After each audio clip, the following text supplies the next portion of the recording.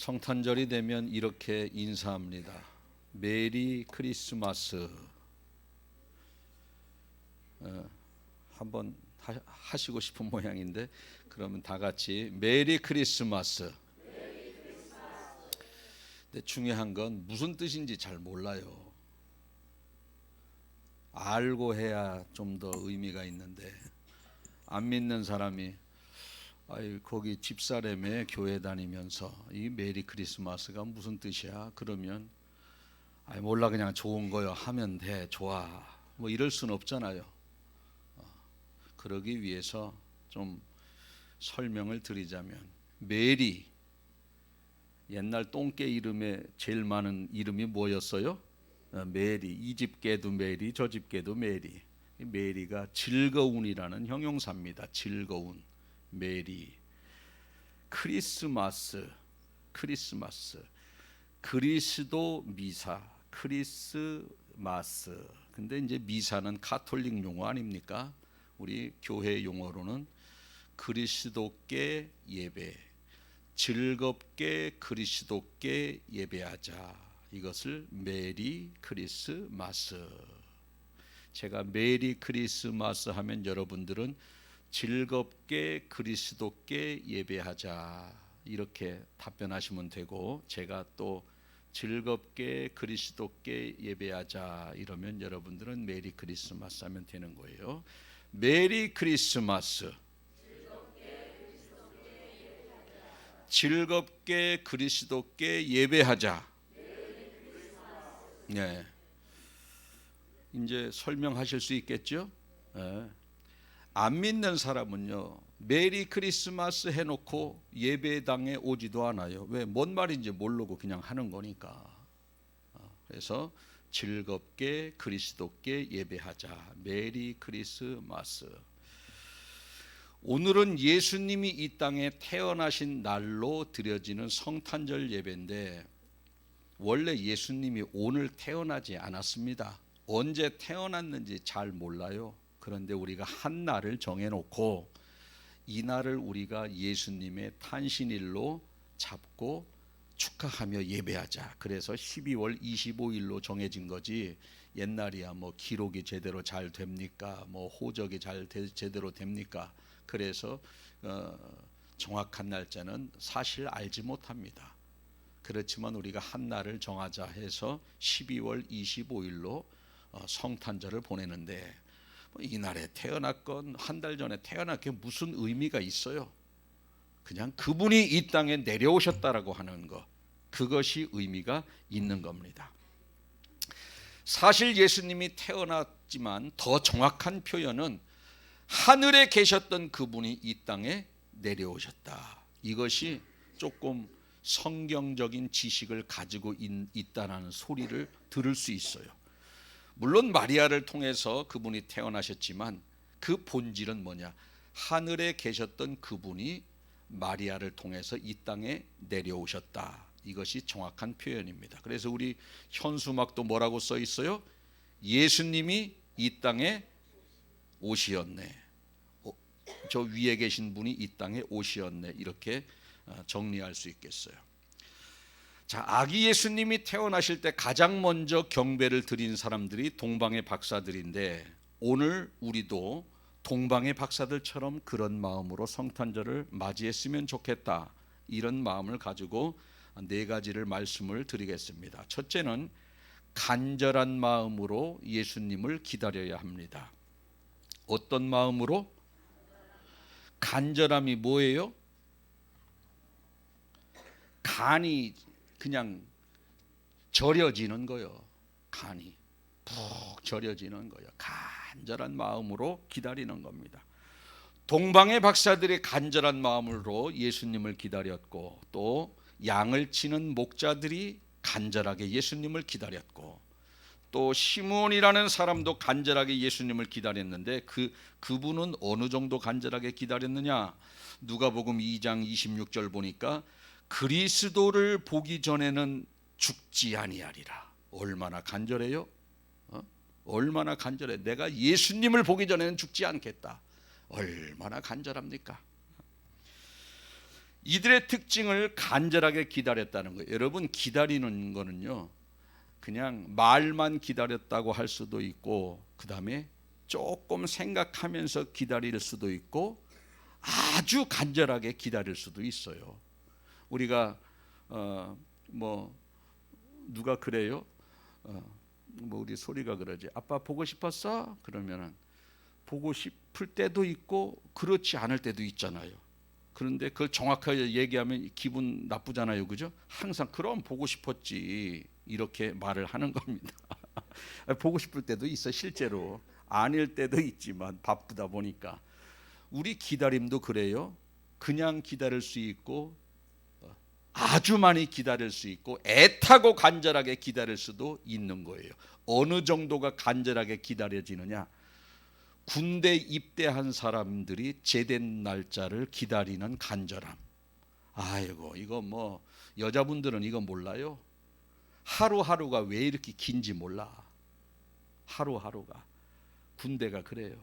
또 군대 간 애인이 제대하고 돌아오기를 간절하게 기다리는 그러한 애인, 결혼을 앞둔 신랑 신부가 결혼 날짜를 기다리는 그 간절함, 이것은요 일반적인 기다림과 달라요. 일반적인 기다림과. 그래서 간절한 기다림, 이것이 우리가 형식적인 기다림이 아닌 간절한 기다림이 우리의 기다림이 되어져야 된다.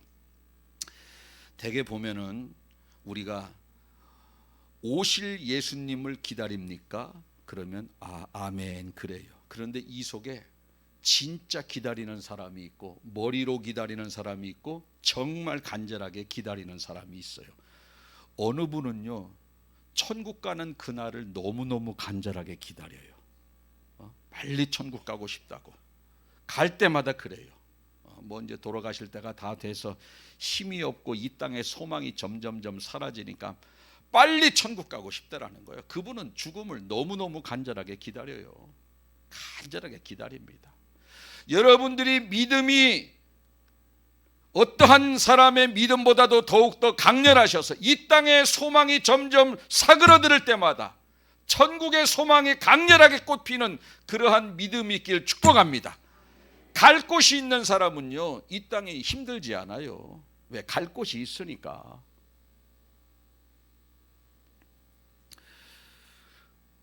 어느 그 사진을 한 장 봤는데요, 미국에 가니까요, 미국이 세계에서 제일 부자 아닙니까? 그런데 거지가 그렇게 많아요. 거지가. 그런데 지금 막 40도 넘는 추위가 이렇게 임하는, 그런데 어떤 그 노숙자가 그 맨홀 뚜껑에서 나오는 열기가 있어요. 그 밑이 무슨 뭐 지하철인지 뭔지 해서 그 속에서 뜨거운 기운이 나오는데 거기에 앉아서 몸을 녹이는 거예요. 밖에서는 눈보라가 치는데 담요 한 장 덮고 맨홀 뚜껑에 앉아서 몸을 녹이는 거예요, 노숙자가.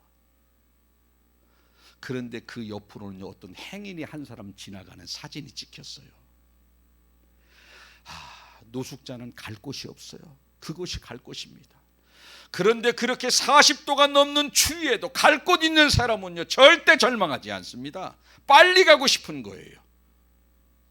우리의 갈 곳은 영원한 천국입니다. 늙는 것도 없어요. 거기 가면 기미도 생기지 않아요. 아픈 것도 없어요. 다시 죽는 일도 없어요. 저와 여러분이 갈 곳이 그런 곳이라는 거예요. 소망을 가지시길 축복합니다.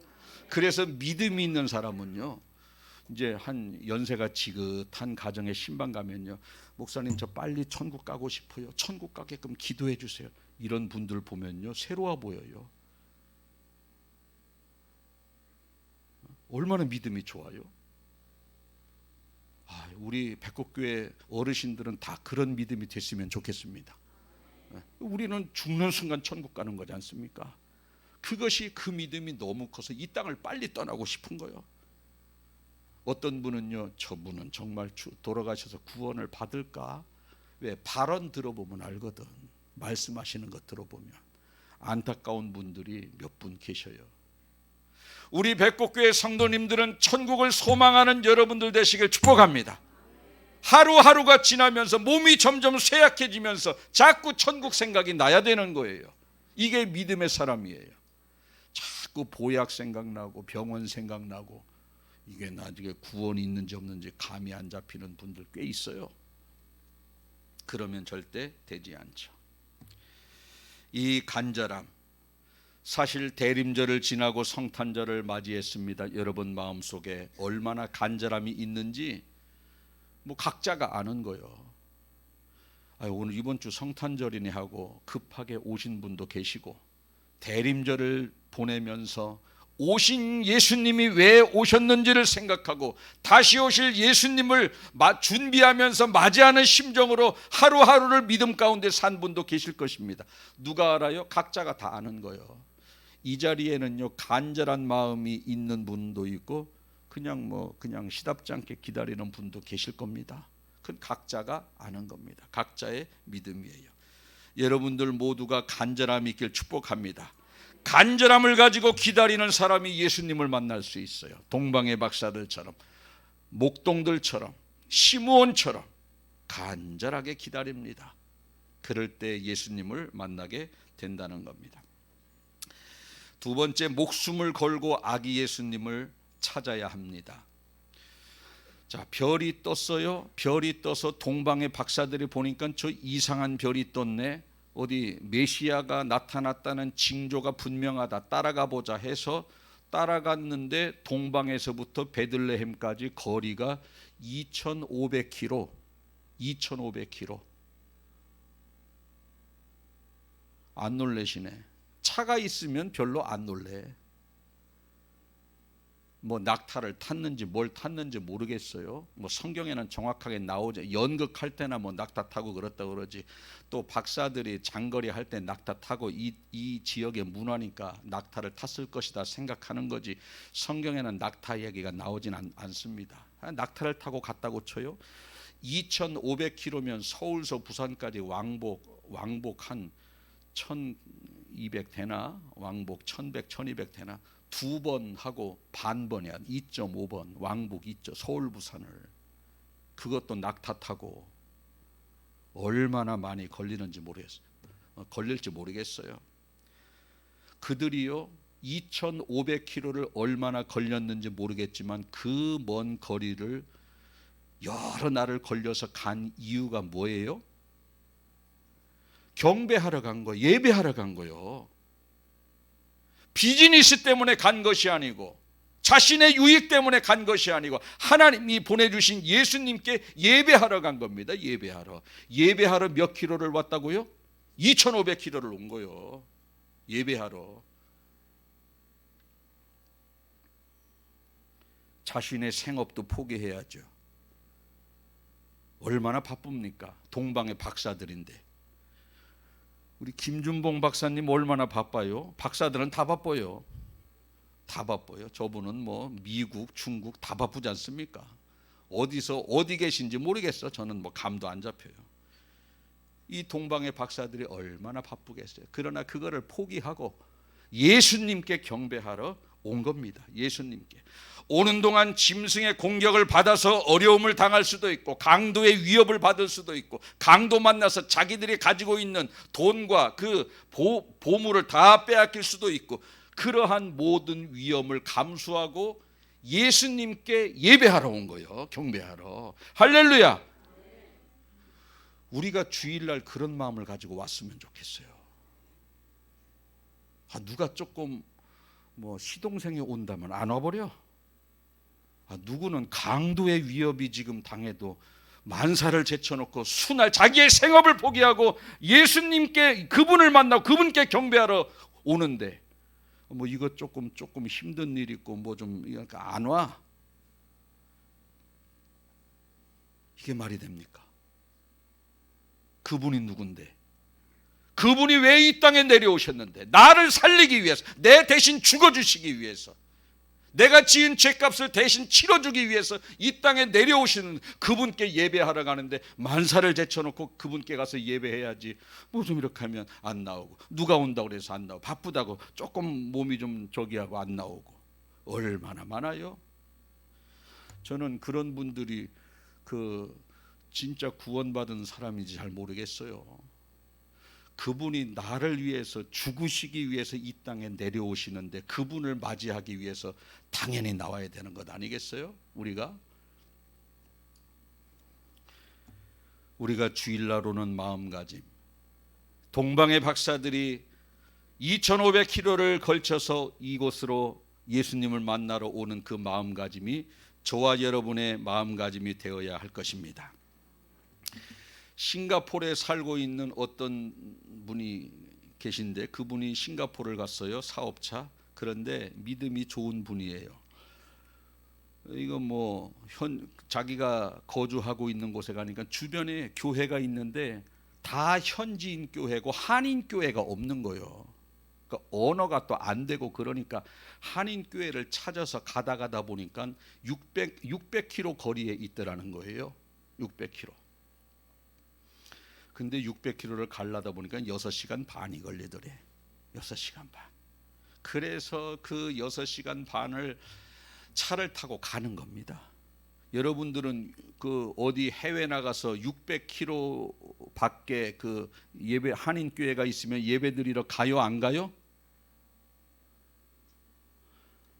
솔직히 얘기하자니 창피하고 거짓말로 얘기하자니 주님이 다 알고 계시고 우리 교회 교인들은 다 가.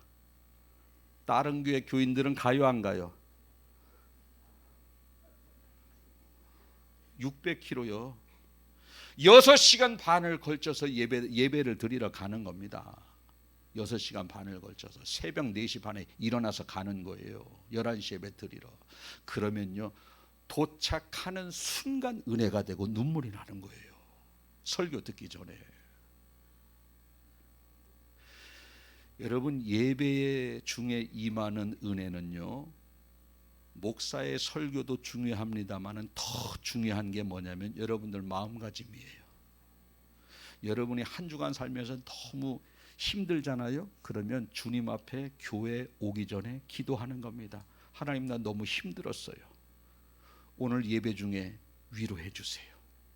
찬양을 통해서, 말씀을 통해서 나 회복시켜 주세요.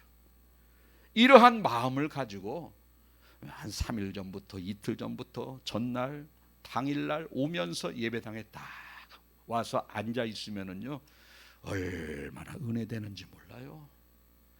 찬송가 하나하나 가사가 마음속에 깨달아지고 그게 힘이 되고 위로가 되어지는 역사가 나타나는 거예요.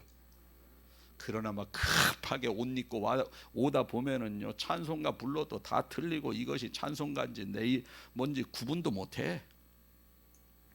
그런데 사모해 보세요. 은혜가 저절로 되는 거요. 여러분, 배부를 때 소고기가 맛있겠어요? 3일 굶고 라면이 맛있겠어요? 예? 당연하지. 배부를 때는요, 소고기고 더 비싼 것도 맛없어요. 배고픔은요, 음식이 간절해요. 라면도 맛있어. 라면도 맛있어. 이 성전에 여러분들이 영적으로 배고픔을 가지고 사모함을 가지고 하나님의 은혜를 갈망하면서 나오기만 하면 찬송도 은혜가 되어지고 말씀도 은혜가 되어지고 성도들 한 사람 한 사람 볼 때마다 다 사랑스럽고 할렐루야, 이러한 마음이 생겨난다라는 거예요. 우리 속에서 저절로 생겨나는 거예요. 사모함이 있으면 그렇다는 거예요. 그러니까 이 동방의 박사들이 2500km를 이렇게 걸려서 생명의 위협을 감내하고 주님 앞에 딱 서니 거기 얼마나 은혜가 되겠어요. 그러한 마음을 가지고 우리가 주의 성전에 나와서 예배해야 되는 겁니다. 하나님은 예배 기뻐하셔요. 하나님의 마음을 기쁘시게 해드리면 그분의 천국의 영적인 지갑이 열리는 거예요. 여러분들도 잘 생각해 보세요. 우리 자녀들, 손주들 명절이면은 오지 않습니까? 그러면 야, 내가 이 녀석 요번에는 좀 한 30만 원 줘야 되겠다. 아주 이쁜 짓도 많이 하고 중간에 전화도 많이 하고 그러는데 이렇게 있다가 그런 마음을 가지고 있는데 와서 하는 거 보니까 현찮아. 인사도 그냥 안녕하세요. 말도 그냥 뭐 힘들고 좀 같이 힘써야 될 그러한 상황 때 저기 가서 휴대폰이나 혼자 하고 있고, 그러면 그 30만 원 줘요 안 줘요? 한 3만 원 주겠지. 명절이라 안 줄 수는 없고. 그런데 와서 하는 게 너무너무 예뻐. 그러면 30만 원에다가 그것만 줘요? 조금 더 넣어요? 더 넣는 거요. 복도요, 이렇게 보면은 복 받을 만한 일을 해야지 복도 받는 거요. 우리도요, 하나님을 감동시키면은요, 하나님의 지갑이 열리는 거요. 그분은요, 우리를 복을 주시고 싶어서 견딜 수가 없는 분이 하나님이셔요. 그분의 마음을 감동시키면 되는 거예요. 우리가 물질로 감동시키는 것이 아니라, 어떤 행위로 감동시키는 것이 아니라, 우리의 중심이 그분의 은혜를 생각하면서 그분의 은혜를 고마워하고 기다리면서 그분을 맞이해 보십시오. 아이고, 영적인 지갑이 열려서 내 문제 해결되겠네. 우리 문제는요, 주님이 해결해 주셔야 될 부분이 있어요. 내가 해야 될 부분이 있고 주님이 해야 될 부분이 있어요. 주님이 하셔야 될 부분은요, 그분의 마음을 감동시키는 게 제일 빨라요. 여러분이 하나님의 마음을 감동시키길 축복합니다. 그분의 마음을 감동시키면은요, 그분의 지갑이 열리면 우리의 삶에 얼마나 윤택함의 축복이 흘러넘치는지 몰라. 그렇게 신앙생활 하는 걸, 그렇게 체험하는 거예요. 신앙생활은. 세 번째, 그들은요, 예물을 준비했어요. 11절 보니까 집에 들어가 아기와 그 모친 마리아와 함께 있는 것을 보고 엎드려 아기께 경배하고 보배합을 열어 황금과 유향과 모략을 예물로 드리니라. 빈손으로 나오지 않았다.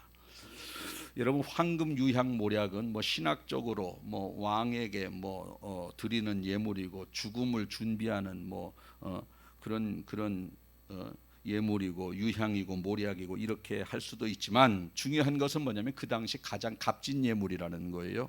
황금, 유향, 모략, 가장 값진 것, 귀한 것을 드릴 줄 알아야 된다. 왜? 그분은 내 대신 죽어주신 분이기 때문에 가장 귀한 것을 드리는 겁니다. 가장 귀한 것. 그분은 내가 지옥에서 영원히 고통받을 수밖에 없는 처지에 놓여있는 우리를 건지셔서 영원한 생명의 천국으로 옮겨주시긴 분이기 때문에 가장 귀한 것을 드려야 되는 거예요. 가장 귀한. 그분은요, 나의 전부를 드려도 부족할 만한 은혜를 우리는 이미 받았어요. 그래서 봉투 속에 몇 푼 넣는 게 아니라 봉투 속에 내가 머리를 이렇게 들어가야 돼. 나를 다 드려야 되는 거예요. 저희 집에 지난주 수요일에 불이 났잖아요. 뭐 아시는 분도 계시고 모르시는 분도 계시겠지만, 지난주 수요일에 불이 났는데 구원이 아빠가 떡집에서 막 불났다고 그러면서 119에 신고도 해줬고, 요 철물점 아드님, 키 큰 그 아드님이 와서 우리 천장에 그냥 드릴로 못도 박아줬어요. 거기 막 키가 잘 안 돼서 위험한데 잘 못 박아요. 그분이 와서 키가 크니까 이렇게 하더니 쑥 박더니 바람이 솔솔솔 나오는데 꽉 막아줬어요. 야, 너무 감사해서 제가 천에 뭐지? 레드향.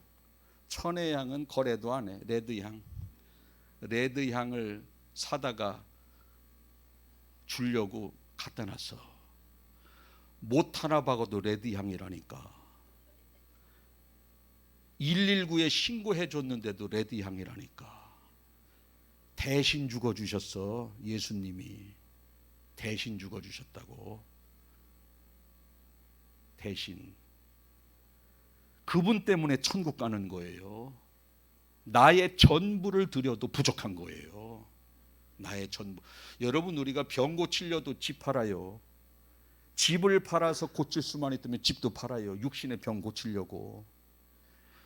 영원히 저주받고 그 고통 가운데서 헤맬 수밖에 없는 저와 여러분의 영혼을 그곳에서 건지셨기 때문에 우리의 모든 것을 드려도 부족한 거예요. 할렐루야. 이것이 믿음 있는 사람이에요. 뭐 교회 가면 돈 얘기한다. 이거요, 믿음이 없는 사람들이 얘기하는 거요. 하나님의 은혜를 깨달으면은요, 그게 돈 얘기로 들리지 않아요. 은혜의 보답 이야기로 들리는 거지. 내가 그분께 그분이 내 대신 죽어주셨다는 것을 못 믿으니까 돈으로 들리는 거예요. 그게 믿어지면 이것은요, 보답으로 들려지는 거예요. 아멘이신가요? 그거 믿어야 천국 가는 거예요. 그거 믿어야. 우리 그런 은혜 받은 사람들이에요. 황금과 유향과 모략을 정성을 다해서 그 아기 예수께 드린 거예요. 여러분들이 오늘 성탄절을 맞이하여 내 대신 죽어주신 예수님이 이 땅에 내려오신 날, 가장 귀한 예물을 하나님 앞에 드리는 믿음이 있길 축복합니다. 돈 얘기가 아니라 은혜 얘기라는 거예요. 은혜 이야기. 이 돈을 초월할 줄 알아야 돼. 그리스도인들은 돈의 배후에는요, 악한 영이 있어요. 악한 영이 있습니다. 이 땅에 살아가는 사람, 돈 싫어하는 사람은 아무도 없어요. 돈의 배후에는 악한 영이 있다 보니까 사람보다도 돈, 관계보다도 돈, 신앙보다도 돈. 그래서 돈 때문에 사람도 잃고, 돈 때문에 관계도 깨지고, 돈 때문에 교만해지고, 돈 때문에 하나님 의지하지 아니하고, 돈 때문에 기도하지 아니하. 이 돈이요, 영적으로는요, 얼마나 마이너스인지 몰라요. 돈 때문에 교만해지고, 돈 때문에 관계 깨지고, 돈 때문에 형제 잃고, 이 돈의 배후에는 악한 영이 있는 거예요. 예수님의 말씀 중에도 3분의 1이 돈과 관련된 이야기거든요. 3분의 1 그렇게 많아요. 돈과 관련된 이야기. 왜?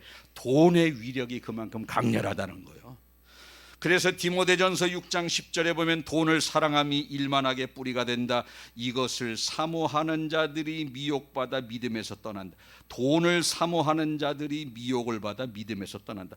돈 좋아하고 또 사람보다 돈, 예수님보다 돈, 신앙보다 돈, 이런 사람 믿음에서 떠난대. 믿음에서 떠난다는 거예요. 미혹받아가지고. 미혹받아서. 그래서 많은 근심으로 자기를 찌른다. 돈 많으면 자기를 찔른데, 근심이 많아지고 자기를 찔른대. 이 세상에는 돈 없어서 죽은 사람보다 돈이 많아 죽은 사람이 훨씬 더 많아요. 돈 없어서 불행한 사람보다 돈 많아서 불행한 사람이 훨씬 많아요. 돈 많으면 행복할 것 같아서 돈 많이 모으죠. 돈 많아서 불행해지는 사람이 훨씬 많다니까. 없을 때는 그냥 행복하게 잘 살아요. 로또 1등 된 가정의 80%가 깨졌다 그러잖아요. 그러니까 이 돈이요, 행복을 깨는 거예요. 없어 봐요. 한 숟갈이라도 더 먹이려고 하면서 정이 얼마나 싹 트는지 몰라. 있으면은요, 그렇지 않아요. 깨집니다. 그걸 몰라요, 사람들이. 그래서 돈을 초월하는 사람이 진정한 신앙인이고, 돈을 초월할 때 하나님 앞에 진정성 있는 예배를 드릴 수 있어요. 여러분이 가진 모든 것을 드릴 수 있는 믿음이 있길 축복합니다. 어떨 때 그렇게 되느냐? 하나님의 은혜가 깨달으면 나의 전부를 드릴 수 있는 거예요. 그런데 주님은요, 다 주님 앞에 드려도 받은 은혜를 갚기도 부족한데 열에 하나만 가져오래. 근데 그것도 안 가져와. 그것도 얼마나 많은지 몰라.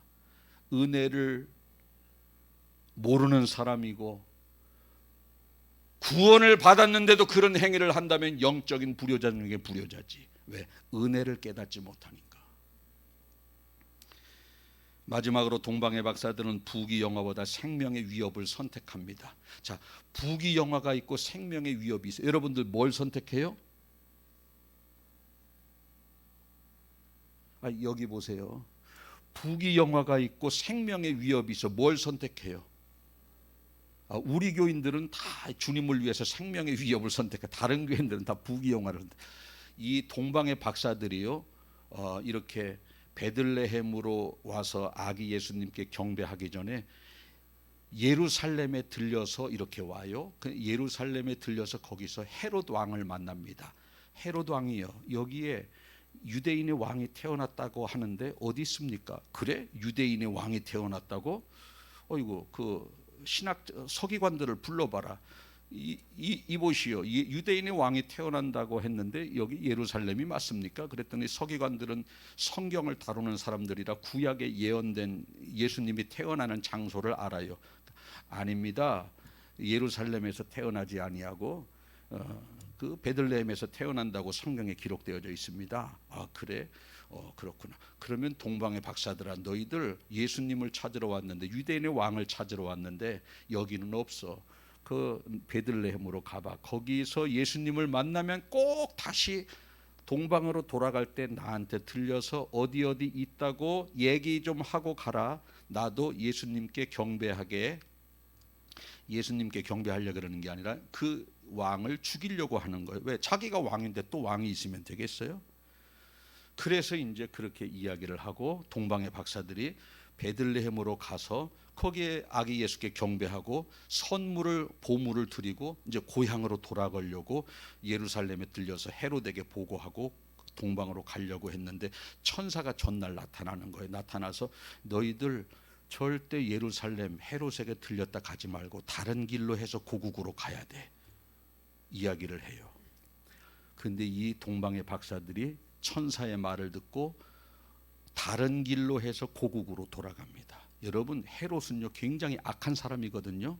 악한 사람이에요. 정치를 잘하는 사람. 정치 잘하는 사람은 선한 사람이 아니라 악한 사람들이 정치를 잘하거든요.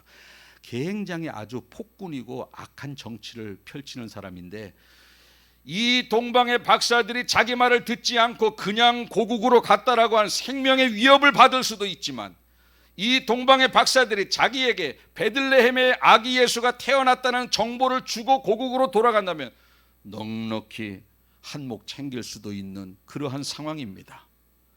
그런데 이 동방의 박사들이 야, 우리 이거 그냥 갔다라고 하면 저 헤로드 왕 폭군이 우리 죽이는 거 아니야? 헤로드 왕에게 여기 예수님이 베들레헴에 있다고 이야기하면 우리 이거 부귀영화를 누릴 수도 있는데, 이런 기로에서 누구의 말을 듣느냐? 생명의 위협을 선택하는 겁니다. 생명의 위협을. 예수님 살리려고 부귀영화를 버리고 생명의 위협을 선택하는 겁니다. 여러분, 우리 신앙생활하면서 예수님을 위해서, 교회를 위해서 희생할 각오가 있어야 돼요. 내가 교회 나가면 하나님이 우리 자녀들에게 이렇게 해주겠지, 내가 교회 나가서 열심히 충성 봉사하면 우리 가정을 이렇게 잘 살게 만들어주겠지, 이런 기대감을 가지고 신앙생활을 하는 것이 아니라 내가 하나님께 받은 은혜가 얼마나 크고 귀한지, 나를 위해서 대신 죽어주신 그분께 내가 희생하면 살아야 되겠다. 그래서 신앙생활은요, 희생의 마인드, 손해의 마인드를 가지고 해야 되는 거예요. 내가 교회를 위해서 뭐 좀 손해볼까? 내가 주님을 위해서 뭐를 좀 손해볼까? 어디서 큰 돈이 들어왔어요? 이거를 나를 위해서 쓰는 게 아니라 어떻게 내가 하나님이 기뻐하시는 곳에 이 돈을 쓸까? 좀 손해볼 줄 알아야 돼. 손해볼 줄 알아야 돼. 손해볼 줄. 손해 마인드가 있어야 되는 거예요. 희생하려고 하는 마음을 가지고 있어야 되는 거예요. 그런 마음을 가지고 신앙생활하면 하나님이 많은 것을 채워주시는 거예요. 그러나 손해보려고 하는 마인드는 없고 뭐 자꾸 받으려고만 해. 받으려고만. 여러분들도 한번 생각해 보세요. 자녀들이 명절 때 왔는데 우리 엄마가 나 좀 뭐 좀 줄라나, 뭐 좀 줄라나, 이것 좀 줄라나, 이런 더 안 줘? 왜? 하나님은 그 마음 중심 다 알고 있거든. 사람은 몰라요, 말하기 전에는. 그런데 그냥 부모님을 위해서 막 희생하려고 하고 손해 보려고 하고 헌신하려고 하고 이런 사람이 있으면 100만 원 꼬박꼬깃 그 용돈 그냥 어디 나가서 쓰레기 주워가지고 모아놓은 돈 몰래 주고 싶어요. 누구 주고 싶어요? 그거 안 주나 하고 이렇게 눈 뻘건 자식 주고 싶어요. 그런 거 필요 없고 부모님을 위해서 헌신하고 희생하는 사람 주고 싶어요. 1번, 2번. 그럼요.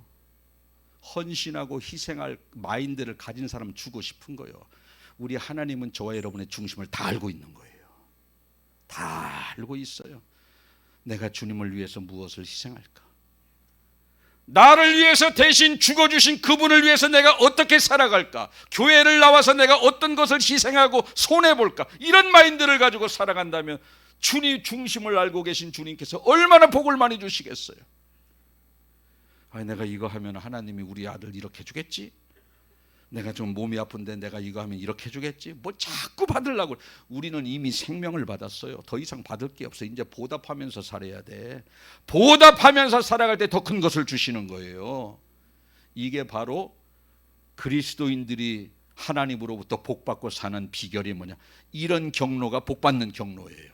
할렐루야. 웅덩이에는, 우물에는 물이 자꾸 옆에서 들어와요. 근데 자꾸 퍼내면 이 안에 있는 물이 자꾸 샘물이 됩니다. 그런데 퍼주기 싫어가지고 꼭 가두면은 이 안에 있는 물이 샘물 돼요? 썩어요? 썩는 거요. 썩는 거요. 여러분들이 하나님으로부터 무언가를 받으려고 그러지 말고 지금까지 받은 은혜를 자꾸 퍼주려고, 교회를 위해서, 어려운 이웃을 위해서, 선한 사역 위해, 내 이웃을 위해서, 하나님의 영광을 위해서 자꾸 퍼주려고 노력을 해야 돼. 그럴 때 하나님이 더 좋은 거 채워주시는 거예요. 말씀을 정리하겠습니다. 예수님은 저와 여러분들을 살리시려고 이 땅에 내려오셨어요. 우리가 그분을 어떻게 맞이해야 됩니까? 사모함도 없고 기다림도 없고, 그렇게 맞이한다면 그분은 구원이 없는 분이라든지, 구원이 있는데도 그렇게 하면 영적인 불효자 중에 불효자입니다. 그렇게 해서는 절대 안 되고 진정한 예배자가 될 수 없어요. 따라서 우리는 동방의 박사들처럼 주일이면 생업을 중단하고, 부귀영화를 빼앗긴다 할지라도 예배당에 나오고, 생명의 위협을 받는다 할지라도 가장 귀한 예물을 가지고 예배당에 나와 그분께 정성을 다해서 이 헌물을 드리고 집으로 돌아간다면 하나님이 그 가정 그냥 두시지 않습니다. 마음에 평강 주시고, 서로 봐도 이뻐 보이게 그런 마음도 주시고, 그런데 하나님이 복 주시지 않으면 왼수처럼 보이는 거예요, 부부도. 근데 하나님이 복 주셔 보세요. 아무리 미운 짓 해도 내가 끌어안고 살아야지, 얼마나 힘들면 저렇게 할까, 이런 마음 주시는 거예요, 주님이. 그럴 때 행복하게 되는 겁니다. 오늘 여러분들이 이제 진정으로 성탄절을 어떻게 보내야 될지, 주여 나도 동방의 박사들처럼 그런 사모함을 가지고, 그런 기다림을 가지고, 그 먼 거리를 마다하지 아니하고 가장 귀한 예물을 드림으로 돌아갈 때도 부귀영화 대신 생명의 위협을 선택하며 살아가기를 원합니다. 이러한 신앙이 여러분들의 신앙이 되시길 주님의 이름으로 축복을 드리겠습니다. 기도하겠습니다.